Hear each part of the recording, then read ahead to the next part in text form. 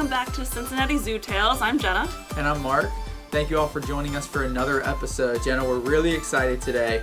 We've got a really fun conversation about conservation and wolves and kind of the Southwest U.S., Mexican kind of partnerships that we have going on down there to save wolves. So we're being joined by Maggie Dwire, who's the Deputy Mexican Wolf Recovery Coordinator for the U.S. Fish and Wildlife Service. We know you're really busy on your trip to Cincinnati, so thanks for taking the time to join us today. Yeah, happy to be here. It's great. Yes, Maggie is a conservationist that talked at one of our Barrows events. So we have Barrows lectures, and if you haven't heard of that before, check out the zoo's website because it's a really awesome opportunity to hear people from all over come talk about the amazing work that they're doing. So I'm really excited to hear about what you do and how you're making such a huge impact. But will you start by telling us a little bit about you and how you were interested in this or how you got to this position that you're in? Oh, that's a maybe an uninteresting journey for others, but it was a really fun journey for myself. I was the kind of kid that had the poster of wolves in, my bedroom, and I used to, tell my mom that this stray dog followed me home, when in reality I probably snatched that dog out of somebody's yard and drug it all the way home. I've always really cared about animals and really liked animals. But when I went to college, I grew up in Southern California, and when I went to college, I kind of had my heart set on staying near the ocean. Oh. So I wanted to do biology, but more marine biology to kind of make sure that I stayed near the beach. And I have completely failed in that mission because now I live in New Mexico, which is entirely landlocked and has the least water to land surface ratio of any state in the union. Wow. So as far as somebody who set out on a career and succeeded, I failed in what I originally wanted to do. But when I went to college at UC San Diego and had the opportunity to do an internship at a facility called the California Wolf Center. And it's a captive breeding institution or facility. It holds Mexican wolves, does outreach and stuff with their gray wolf ambassadors. And just from my experience there, met some people who actually did what I do now, and it kind of started opening the doors. I did an internship with the Fish and Wildlife Service right after college, and sort of started changing my mindset of well, I'm getting this opportunity to go work with Mexican wolves. I'll go do it for a year, because what person doesn't get to do what they wanted to do as a kid? Or if you get that opportunity to do what you want to do as a kid, you take it, right? Yeah, so definitely. I'll do it for a year turned into, well, now they want me to stay and do this other position. I'm I'll do that for a year, and 21 years later, I'm still doing it. Still going year by year? Yeah, I went from an intern in our program to the deputy coordinator of it, and it's been a wild ride, and I don't regret any of it. I obviously miss water and being near the ocean, but it's been a really fascinating ride for me, and I've enjoyed it. So I feel lucky.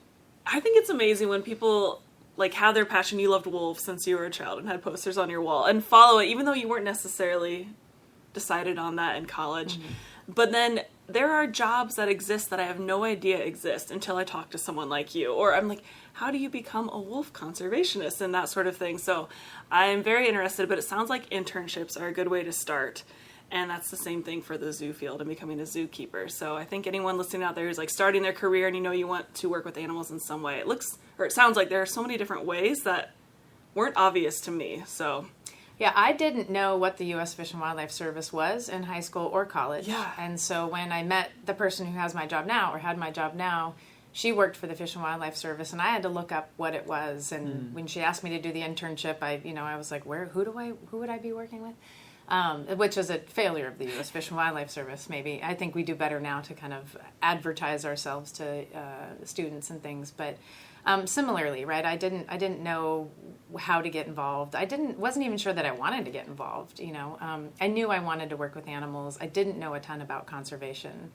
So I was actually really lucky that I took that position or the internship with the U.S. Fish and Wildlife Service because I learned a ton, and I had no idea that there was an agency in our country doing so much conservation work and, from wildlife refuges to endangered species recovery. And they're everywhere, in every state. And, it's a huge organization. And if you're interested in conservation or plants or animals or, property rights, water rights, things like that, it's a great agency to work for.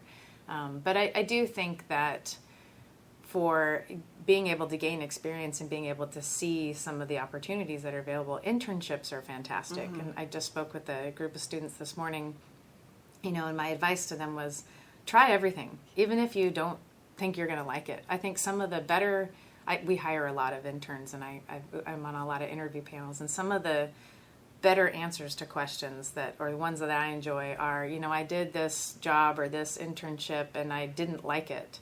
And this is why I didn't like it, but I learned this, that, and the other about myself, and it's helped me focus on where I want to go, and I know I want to do whatever they're interviewing for. Sure. So Yeah. I am always telling people, try everything, volunteer for everything, and see what you want to do, because there's a passion in you that you may not feel yet. That'll be awakened.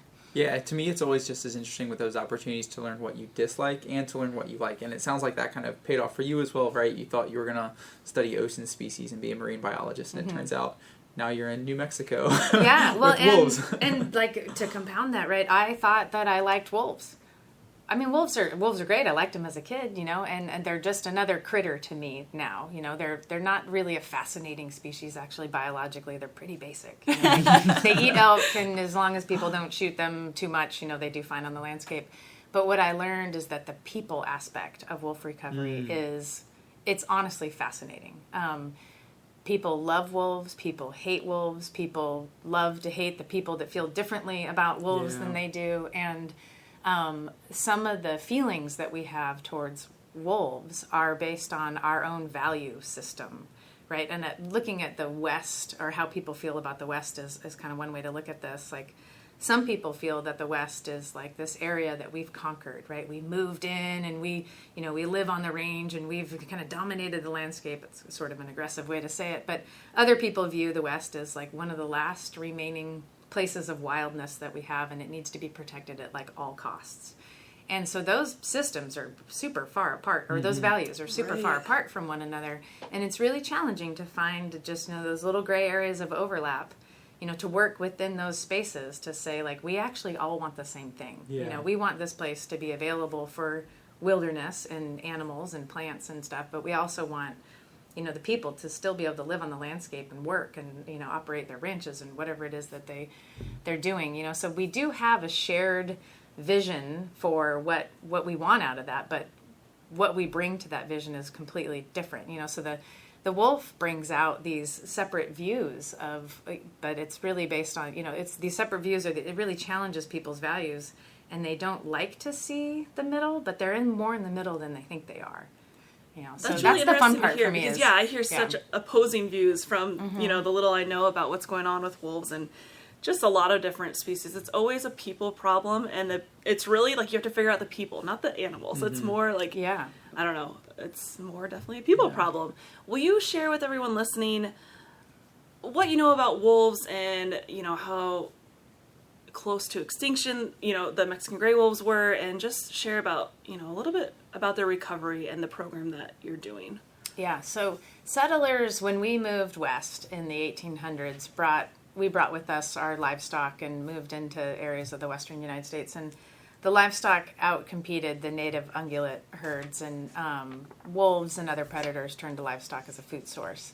And so in the mid or late 1800s through the mid 1900s, there was an anti-predator campaign that we tried to get rid of bears and mountain lions and wolves and coyotes. And unfortunately for wolves, it was really successful. And for Mexican wolves in particular, we shot, I think, the last Mexican wolf in the United States around 1970.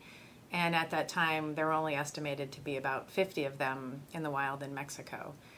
And so there was a binational effort between the United States and Mexico to go down into Mexico and catch some of the last remaining wild Mexican wolves and bring them into human care management, zoological facilities, and try to save the species from extinction, or subspecies from extinction. And every Mexican wolf alive today can be traced back to only 7 founders. So that's how dangerously close Mexican wolves came to extinction. And through a really successful SSP program, we're moving to a SAFE program, which is Saving Animals from Extinction. But through a really successful captive breeding program, the U.S. Fish and Wildlife Service was able to envision trying to reintroduce the subspecies back into the wild. So these were Mexican wolves that had spent generations in captivity that we released out into Arizona and New Mexico, and we were hoping they would learn how to hunt. We were hoping they would survive, hoping they would reproduce, hoping the pups would disperse once they reached dispersal age and form their own packs. Hoping we'd still see some of those natural wolf behaviors, even though they had been maintained in captivity for a couple generations. So, thankfully, wolves are wolves, and they did great. It's not without a lot of struggle, and it wasn't without a lot of learning and trying to assist that wild population in growing. But we went from 0 wolves in the wild in 1998 to now we have 241 Mexican wolves in Arizona and New Mexico.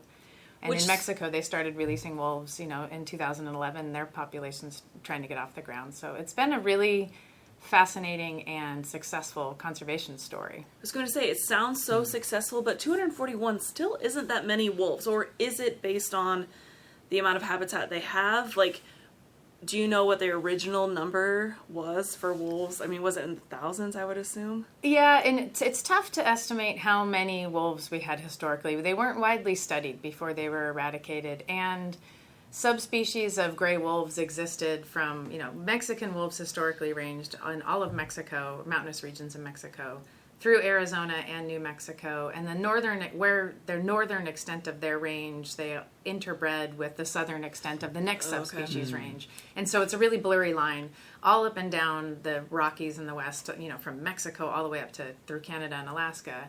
Different subspecies of wolves kind of interbred, but, Mexican wolves, their core population was in Mexico and Arizona and New Mexico. So, obviously, there were a lot more than 240 wolves at that point in time. Our recovery goals for Mexican wolf include a population of at least 320 wolves in the United States, so Arizona and New Mexico, and at least 200 wolves in Mexico. And once we achieve those populations, we'll look at whether there are still threats to the species to decide whether we can delist them. If there are obviously still threats to the species, they wouldn't be delisted. But that's the point in time when we'll start analyzing whether or not the population is truly recovered. Wow. Yeah, from 7 founders to 241. Do you know how many were initially introduced into the wild after they were born, or bred in zoos and then released into the wild? In 1998, we released 11 wolves to the wild. That was our first release event. And we were super excited about it. Yeah. But by year's end, only 2 of those 11 wolves were still alive. So we had a lot to learn, and it did take a lot of work to get enough wolves released so that some of them that did do well started forming their own packs and raising their offspring that were wild born, and that's when the population really transitioned into some pretty significant healthy trend of growth, right? When those wild born wolves are having wild born offspring, and we're not dealing with I call them naive wolves that don't have wild experience. It's tough. You're taking an animal from, it's been in human care, and we do our best to raise them in pre-release facilities where they're only fed twice a week. It mimics that feast and famine diet that they exhibit in the wild. And then we, that caretaker is in the enclosure for maybe an hour twice a week. And so it's really minimal human exposure. But even still, they have to go out and they have to learn how to hunt, and they have to learn how to maintain a territory. And so it's a big ask, but they did well enough, right? We have a population, a really fast-growing population. We grew 23% in the last year, so we went from 196 in 2021 to 241 in 2022. So. Wow, that's amazing. That's awesome. Yeah. That's one of the things that I think is so fascinating about this program is you hear a lot about kind of release programs from human care born animals, and those tend to be with herbivores, right? It's really hard to do this with carnivores. Did you guys have to supplementally feed them once they were released into the wild? How did that work? Yeah, we did. So we would put them out on the landscape. We generally would put them in a kind of temporary enclosure. Okay. Try to get them acclimated to the area, and then one day when we would go in to feed, we'd just quote accidentally leave the gate open, and they would wander out on their own. But after that, we would even provide roadkill, deer or elk, until we documented the new pack to be hunting on their own, which generally didn't take that long. It did take them a little bit of time to be successful at hunting, but within the first couple of weeks, we saw them trying to take deer or elk on their own. But so it's a luckily their instincts to hunt don't disappear, apparently, even in generations of human care. That's awesome. That's what was the impressive. feeling like when you saw them actually get their first kill? I imagine you're like proud parents. I can't remember the first time I saw that, but I do remember we had early on in the program, we had a wolf get injured, and we had to amputate her leg. And she was alone after that. We released her back to the wild after we amputated her leg, and she was alone after that. And I was an intern at the time, and it was one of those moments where it was like it was sunset, and the trees were I don't know. And I saw her stalking a deer, like she was trying to sneak up on a deer, almost mountain lion-like or cat-like, right? And when the deer noticed her, she took off after it. And she was catching up to it right when they crest this little, it wasn't even a mountain, right? It was this little tiny hill, but I couldn't see over it. And right when they went over the top, I assumed that she was trying to jump to to try to take this deer down. And I never went and looked. She stayed in the area for a while, so I assumed that she was eating it. But I didn't have the heart to go and look because I just wanted to believe that this three-legged wolf could take a deer down by herself, So, I mean, I assumed that she did because she did stay in the area, but I didn't have the heart to go verify. Wow, I wanted to believe, her. When you were seeing issues with the first 11, was it from having trouble surviving in the wild, or were they like poached by a little bit of both? Okay. Yeah, some of them were shot, and some of that's because they were new to the area. People weren't familiar with. We did a lot of outreach and stuff, but it wasn't a locally widely supported effort. One of them, I think, was hit by a car. A couple of them, we had to remove from the wild. Like, their mate died for one of those reasons, so we pulled them out of the wild, paired them with a new wolf, and put them back out. It was a lot of kind of human manipulation, too, of the population, just to trying to give them a good chance of success. But, by that end of that year, only 2 of them were still in the wild. And we kept releasing more. In the first few years of our program, we were releasing 15 to 20 wolves a year. So we were really trying to get, and we didn't expect all of them to be successful. Right. And so the few that are the ones that really, started that wild population. And then the few that weren't, it was like, well, we tried, so. And that's part of the challenge, right, is you've got to put more out than are going to do well. And, deal with some of them became nuisance problems. They were too visible, by people, and some of them did really, really well. You just almost never know. When I first started at the Cincinnati Zoo in 2009, I taught our overnight program. So one of the programs was specifically about like wolves, and we would go and talk about their success stories. And I don't remember the details at this point, but I remember hearing, or I believe we had pups born here that were released into the wild, and we are part of the recovery program. Do you remember that at all, or were you a part? Would you remember if like the Cincinnati Zoo specifically had pups and you were a part of the release program? I want to say there were like 9 or 10 of them. I feel like a long time ago, Cincinnati Zoo had pups. And ultimately, I could be making this up. And I could be making this up. I think they were moved to the Wolf Conservation Center in New York. Okay. And they may have been used after that for release. But when Cincinnati Zoo had pups, we weren't doing our pup fostering program that we're doing now. So right now, we need to continue releasing wolves to the wild population because the SSP population has more genetic material than is currently represented in the wild. And with only 7 founders, we really need that wild population to have everything it can have, right? The best shot at being healthy genetically, so to speak. So we need to continue releasing these more genetically diverse wolves from the SSP into the wild. But there's not a lot of support for continuing to release naive or inexperienced adult wolves. But there is a lot of support for doing this pup fostering, where we take a 5 to 15-day-old pup that's born in human care, right, and we move it into a wild den, a litter in the wild that's similarly aged. And so it's a lot of coordination between the SSP and the wild reintroduction program because we're trying to figure out who has puppies and when, and then very quickly we're flying puppies from all over the country to Arizona and New Mexico and hiking them into these dens and mixing them with the wild puppies. And then they get to grow up in the wild and be raised by experienced wolves. So it's this really great program, and it's a really awesome way for zoological institutions to be able to contribute like meaningfully and directly to conservation efforts on the ground. Yeah, a lot of times here we get asked, like, did that animal come from the wild? Will it be released to the wild?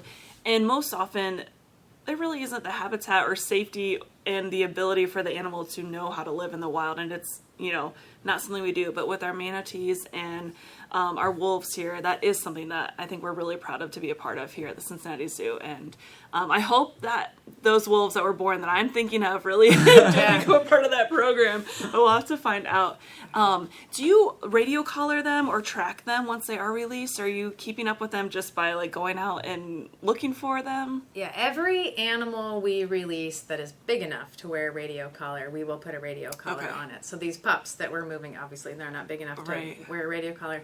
But we do trap in the summer and fall until it starts to freeze, and any animal that we catch, we'll put a radio collar on. We collect blood, all sorts of samples to run, DNA and check for parasite loads and things like that, just to keep tabs on the population.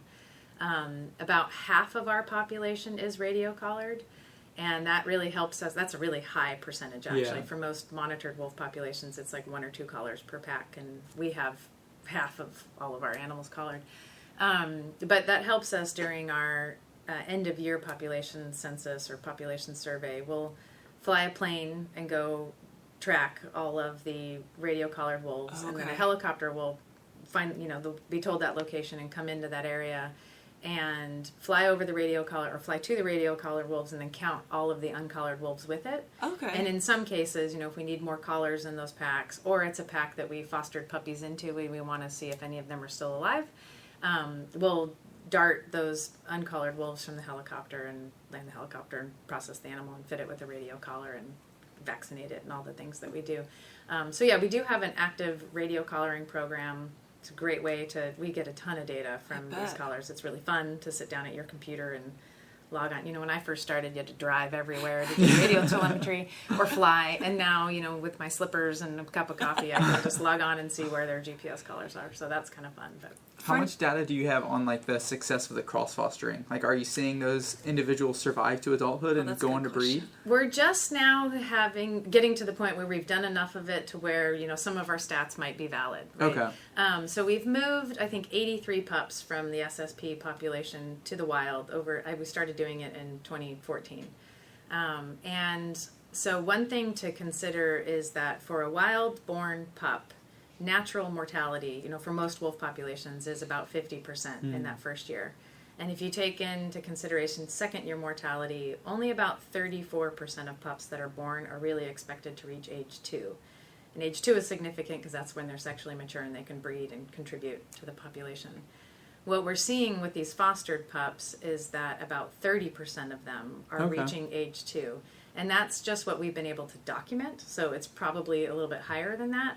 And what that shows us is that it's probably about the same as a normal, natural wild-born pup, which means that the fostering program is working. That's awesome. Right, yeah. And what's cool is we are seeing some of them, breed. We're forming their own packs and breed and stuff like that. So that's great. That's the ultimate contribution to the wild population, is that they grow up and they do breed. They pass on their genetics, right? Yeah. And it's kind of fun, especially that we're able to document this. When we put them into the den with their new wild siblings, they're the size of like a potato. And so being able to find them over the next 2 years of their life, or whenever in their life, is kind of remarkable. It is fun, for our staff, that when the helicopter darts an uncollared wolf and, it comes in and we're able to confirm that it's one of those puppies that we put in a hole 2 or 3 years ago. everybody feels this little sense of pride of like, yay, it worked. We did it. Definitely. So it's a pretty fun part of the program. I can be a softie and I worry about things like this, and I'm just curious what the wolves do actually. So when you anesthetize one of them, what does the rest of the pack do? And do they stick around? And that one, when it wakes up, does it go find them? Do you worry about them being separated or any issues? Yeah, so if we're darting, like, an adult wolf, or if we catch a wolf in a trap, wolves are really afraid of people, so the rest of the pack's like, see ya. Yeah. The animal, we process the animal, it wakes up, and it does go right back to the pack. We make sure we put it back in its territory, and it knows just where it is. Yeah, and I don't know, maybe they are all like, oh, you got a necklace now too. I know what happened to you. So it's not been a concern. One of the things that we do see is when we're doing the pup fostering, usually we will hike in with this, little pile of puppies in a backpack, and the pack will go kind of bonkers. They're running around. We never see them usually, right? But you can hear them barking and huffing and puffing. They're not happy that you're at the den disturbing the den. Sure. But we're quick. We get in there and we mix all the puppies together. We DNA swab their cheeks, and the pack almost always will move the den after we've done that. Not very far, like 100 yards or something, and establish a new den hole. And I think the reason why that works for us is that we try to descent our clothing and we try to make it look like we've not been there, but I don't think we're really fooling anyone. Yeah. Right. I think what happens is the mom comes back to the den and actually panics, right? Like, somebody's been here, my puppies have been disturbed, and she sort of scoops them all up, moves them to another hole, and immediately starts taking care of them, probably while things are turning in her mind of like, I think I have more puppies than I used to have, or some of these don't smell right. But we're really capitalizing on her. Wolves are good moms, we're good parents, right? So we're really capitalizing on her innate need or want to take care of puppies. Almost before she recognizes, I don't think some of these are mine. Right? Yeah. Man, I have a lot more work to do. Will you talk a little bit about their native history and like what they eat and why decimating the predator population can have effects on the elk or the prey population, and just talk a little bit about their hunting skills or things that are just interesting about wolves? Yeah, 80% of their diet has been elk. So some of their diet is cattle, probably 10 to 15%, and that can be higher or lower depending on the prey density in the area where that wolf pack is occurring. But 80% of what they eat is elk. I think one of the challenges we have, though, is that wolf livestock conflict is real, right? It's why we got rid of wolves in the first place. It's why we don't want them back on the landscape today. So our staff spends a lot of time trying to mitigate that potential conflict, right? Trying to prevent depredations from happening. It is not a huge percentage of their diet, but when wolves, if you're a rancher, a lot of the operations in the Southwest are smaller. They're not running thousands of head of cattle. And so when a wolf pack comes in and kills even just 2 or 3 cows, it could be a significant economic loss to that permittee or that rancher. So we do spend a lot of time trying to mitigate those conflicts, and we've been pretty successful. There are some things that work really, really well. What are those things? One of the challenges that we seem to have is when wolves are denning. So wolves, if 80% of their diet's elk, there are elk and cattle all throughout their recovery area, so they're preferring to eat elk. But when wolves are denning, they're locked to a little tiny hole in the ground taking care of puppies, and they are going to prey on whatever's closest to them. And so if that's cows, or especially cow calves, we could have some pretty significant depredation issues. And so we work with the Forest Service and the permittee that if there are, if we have a wolf pack denning in a certain area and we know that there are going to be vulnerable calves in that area, we'll work with the Forest Service and the permittee to maybe rotate the different pastures when they're using which pastures, so that the vulnerable calves are farthest from the wolves, and then they rotate maybe to get closer to the wolf pack if they have to, when the calves are bigger and more able to defend themselves. There are some cases where we can't really mitigate things. We do also hire range riders. Like, ranchers are really busy people, so they can't ride their herd every day. And our allotments are very large in the Southwest, so it's not really feasible for them to be expected to be with all their cows all the time. Right. So we will hire range riders to be with their cows all day, all the time. Wow, okay. And that also helps too, because they can monitor where the wolves are and make sure that they're moving cattle away from them. Sharing a water source is always a challenge. Wolves and cattle are using the same water source. But in times where we can't really come up with a way to mitigate that problem, we will do a diversionary food cache for the wolves. And this might be like if the wolf pack is denning, we'll basically provide roadkill deer or elk to them once or twice a week or something in order to give them a meal every once in a while to reduce their need to prey on what's close by until those pups, it's a short-term thing, right? It's until those pups are big enough to where if we can't move the cattle out of the area, we wait till the pups are big enough and then we haze the wolves out of the area, and they'll go back to killing elk. So pretty fun kind of thing to try to manage, unless of course you're the one that's potentially losing some livestock. Right. So it can be really stressful. And it is one of the bigger, I think, oppositions to wolf recovery and one of the bigger challenges we have. But, again, it's something that we can usually mitigate, and the wolves do prefer to kill elk, which has been great.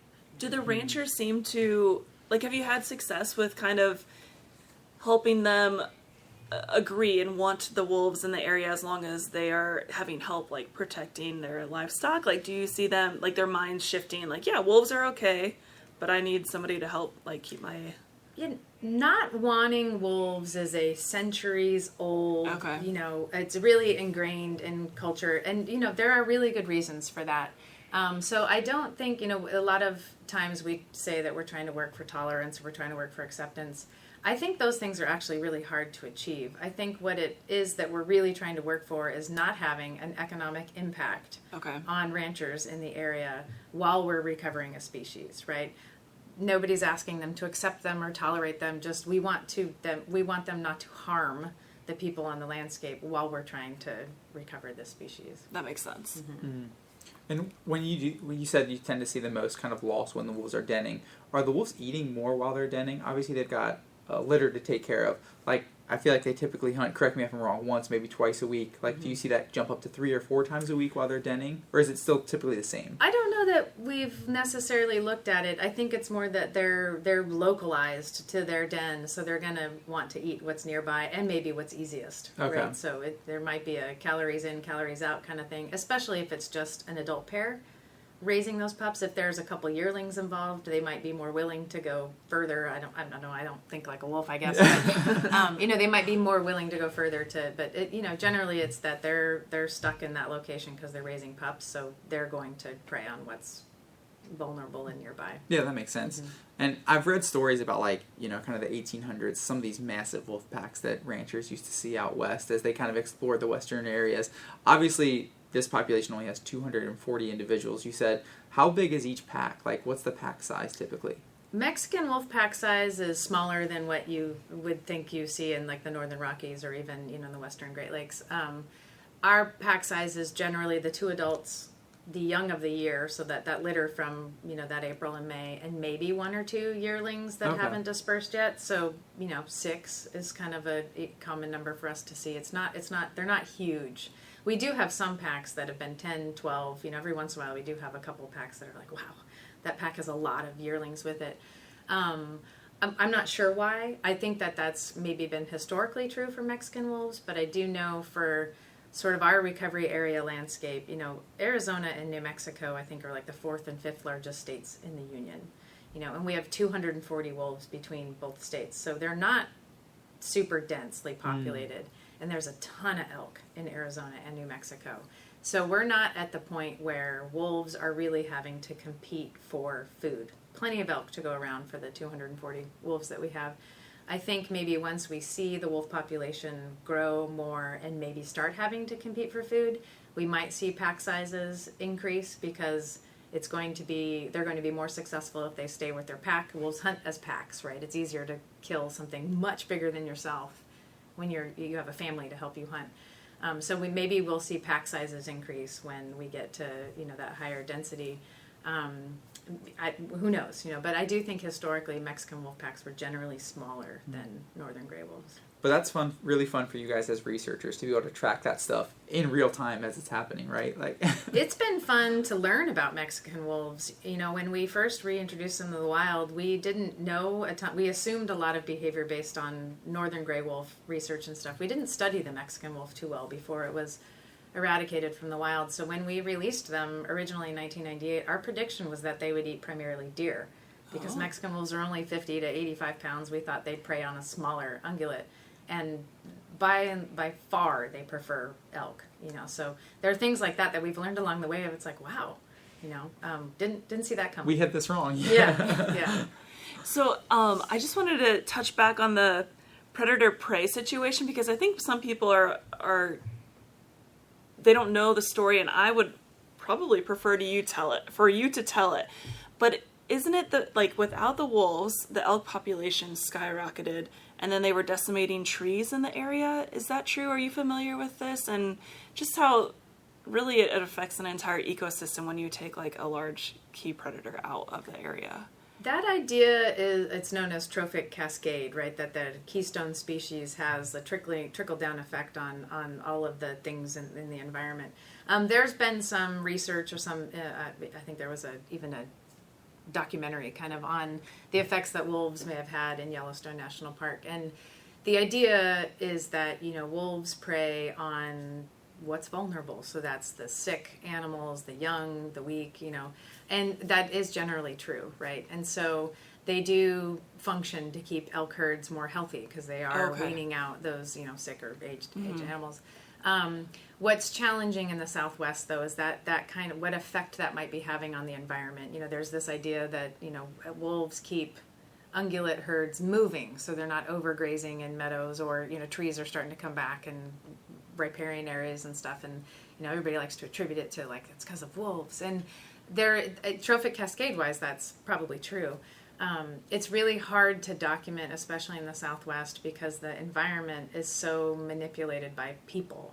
So even if it is happening, it's hard to say that it's definitively because you put a keystone species back in the wild. And an example of this is when wolves kill elk, they do tend to take the sick, the weak, but when people kill elk, right, hunters go out and kill elk, we're taking the biggest bull with the biggest rack, and so, and that's, we only have 240 wolves, right, and the hunting tags in the area are having probably a bigger impact on the elk herds than wolves are, at least yet, right? So I think we have to recognize that it's maybe a little bit romanticized, or at least it's really ideal that, nature would work that way, and I think historically it did.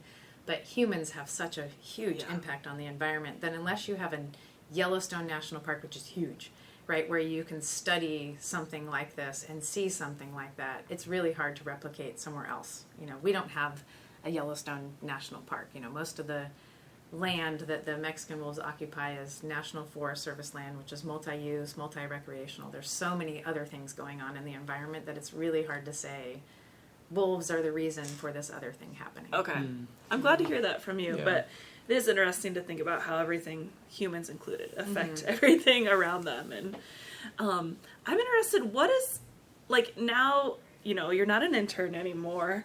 Do you still do a ton of hands-on in the forest, or are you doing more meetings and politic type stuff? What does your day-to-day job look like? I am more meetings and politic type stuff now, obviously, than I was as an intern or a technician or a biologist. I still do get to go out into the field, and I still do kind of make myself go out into the field, to remind myself why I beat my head on a brick wall every day.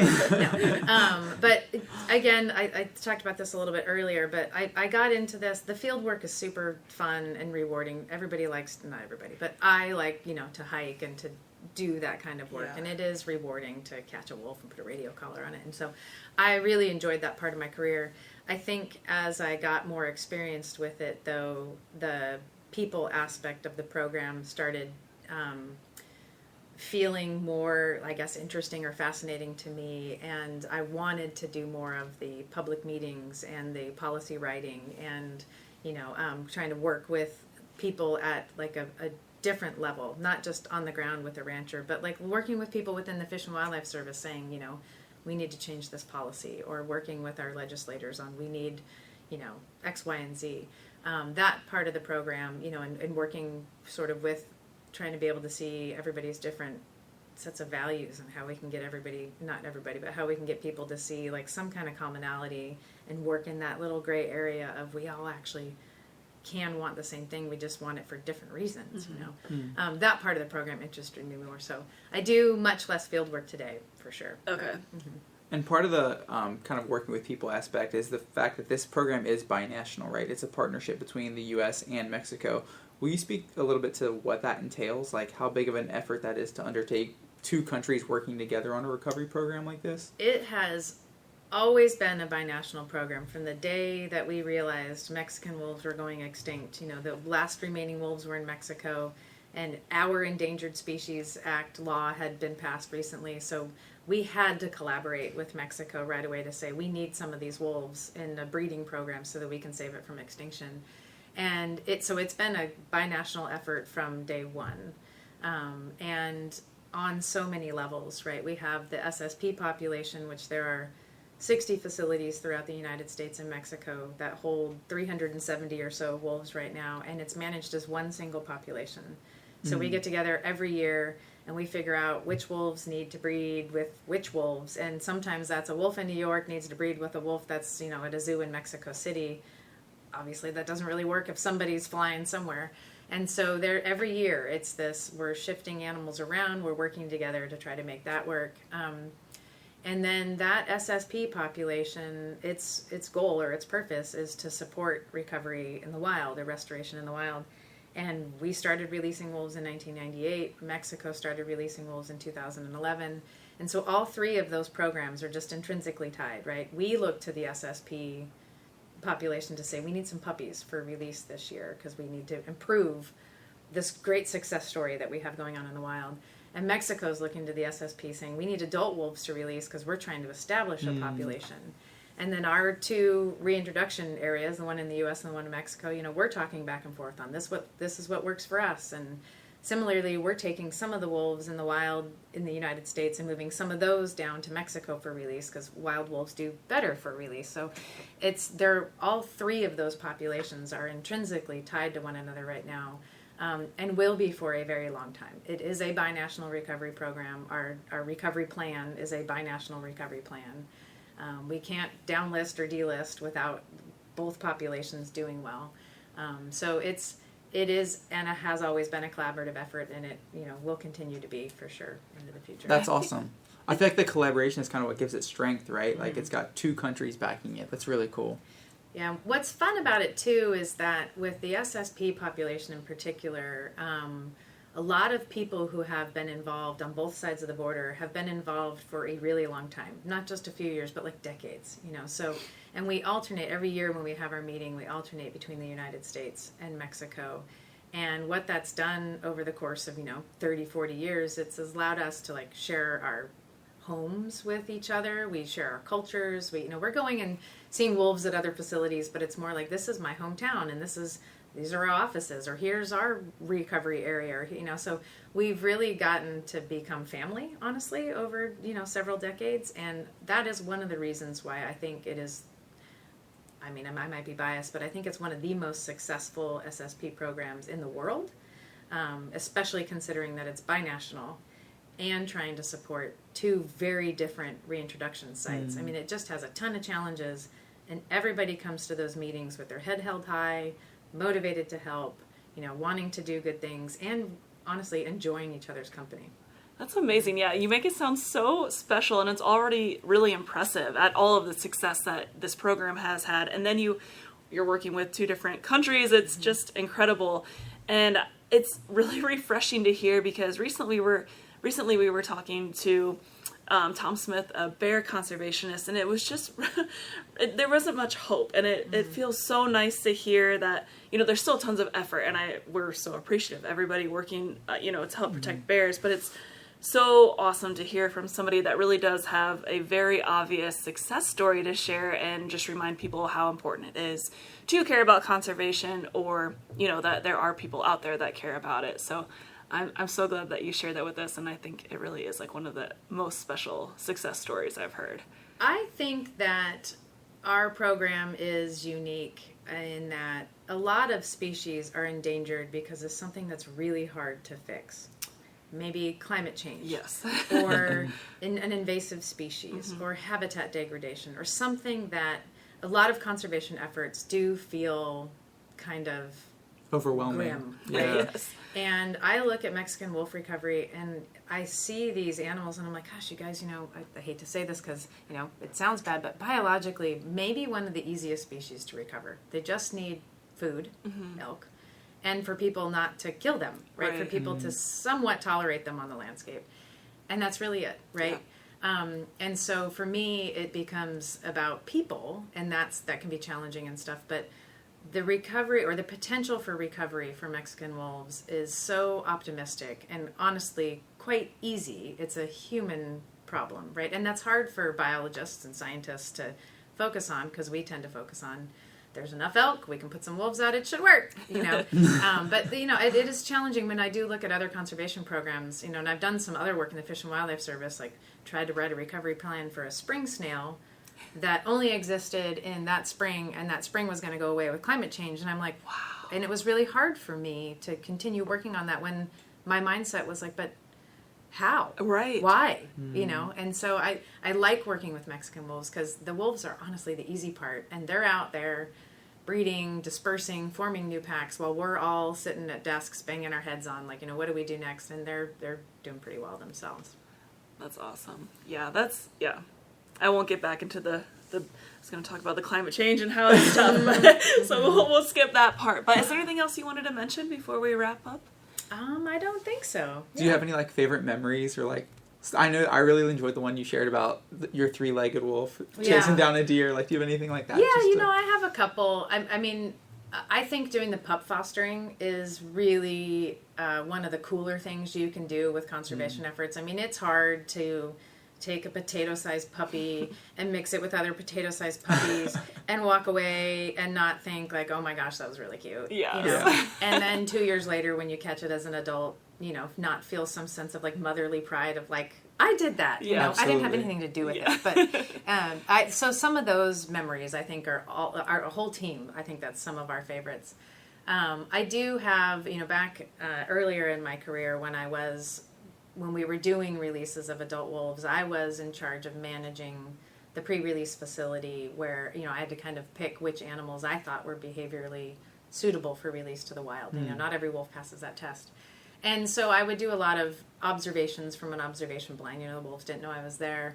And so I felt like I was getting to know them, right? They hated me, terrified of me, but I had, you know, different sort of feelings for each one of them. And so there were moments in time where some of them would get picked for release and released to the wild, you know, and you're nervous as a, you know, somebody that cared for them in one way or another. You know, I'd be nervous for like, you know, a lot of them didn't survive but some of them did. And it was those ones that did where it's like you feel I definitely felt a sense of pride, like, you know, I picked the right one, or it's doing well, or something. So yeah, I definitely have some ownership, you know, not rightfully deserved, but I definitely have some ownership over some of the earlier success stories of like, yes, I picked the right one. We talk about that all the time, how we love learning our animals' behaviors and like getting to know them and knowing them on a special level and being able to see them do something and know exactly like that's their thing or something. And, you know, I can't imagine on your level of, you actually then released them and it was successful. So, you should definitely take pride in that and learning those behaviors and getting to know them. It's anthropomorphic, but, from you know, afar. it's That's okay. That's why you care, right? I mean, I did have one other question I meant to ask earlier. Is artificial insemination an option, or have you guys considered that rather than having to move wolves, or would it help it be even more successful? We have done some artificial insemination and had some success with it. We are lucky, actually, in that just by almost luck of the people who were involved in the program in the early 90s, you know, we had a reproductive specialist that was heavily involved in the program, not because we thought we needed a reproductive specialist because we thought we would have trouble breeding them in captivity. They did fine. But that reproductive specialist also brought to the table the idea of like, you only have 7 founders. You should collect semen and oocytes on these animals and freeze them, even though the technology to use them isn't here right now, but it will be someday. Wow. So we have been collecting semen and oocytes from wolves since the early 90s. We have over 300 individual Mexican wolves, reproductive tissue-wise, on liquid nitrogen. Okay. And technology is starting to catch up with what we have on ice, you know, to be able to use. We've done, there are some, you know, luckily wolves are really similar to dogs in their reproductive behavior, except for wolves only breed once a year. So we only get one shot every year to try this. You know, so if we're testing something and it didn't work that year, that whole year is gone. Or not gone, but, you know, we learned something. It just didn't result in success. But we have been successful using fresh semen for artificial insemination, and we've been successful using frozen semen for artificial insemination. We haven't tried the oocytes or in vitro fertilization or anything like that. Technology's not quite there yet, but when it is, we'll be ready. Another thing that we've recently done is that we participated in a pilot study to culture and bank somatic cells which you may or may not be familiar with. There was a recent cloning of a black-footed ferret. You need somatic cells to clone an animal. Where do you find somatic cells? Right, so we're doing an ear punch, like a tissue punch in the ear, and they can culture the somatic cells from that. And we've gotten all the way through the process of we've successfully collected, cultured, and now we're storing these somatic cells. Not that we have intentions of cloning wolves necessarily, but with only 7 founders and with the SSP population kind of at carrying capacity, we're doing a great job retaining gene diversity, but we are losing gene diversity every year. A very small amount, but it's not going up, right. And so having those 300 individuals on liquid nitrogen and maybe even, investing more in somatic cell culturing, we will at some point have the ability to bring wolves sort of back into the population, to be able to breed an animal far after its death, to be able to kind of give our managed care population a little boost in gene diversity that ultimately we would need to transfer to the wild, either through pup fostering or artificially inseminating a wild female, something like that. So we are really lucky as a species recovery program that we kind of happened to invest in this long before we had any props intention to that of specialist that saw far ahead and thought that through. Yeah, so we're in a great spot for once technology catches up with us. Oh, that's so exciting. That's awesome. Well, thank you so much for being here. If you don't have anything else you wanted to talk about, I'll end it with our what can I do? That's a tough question, honestly. So to support wolf recovery, I think what I like to share with people is getting involved with the kind of local conservation efforts, local politics. I was surprised when I got into conservation how much politics plays a role. And, not necessarily in a bad way. I think people hear the word politics and they think negatively. But, our local representatives, our, nationwide, whatever, they are all doing something or involved in something that affects something that we care about. We just may not know. So it's easy to say, when wolf or grizzly bear or something has an open public comment period, you should provide comments, right? It's easy to say that, but I think to get a feeling or a sense of actually kind of contributing to conservation, even though it may not be the thing you care most about, there's a lot of things going on in local communities that people can get involved in and feel good about, right? From volunteering at a zoological institution to looking at local things that are trying to be passed and getting, learning about them and getting involved by writing to your local congressman or woman, and just having a voice and having an opinion. And I really like the idea of teaching young people to do that.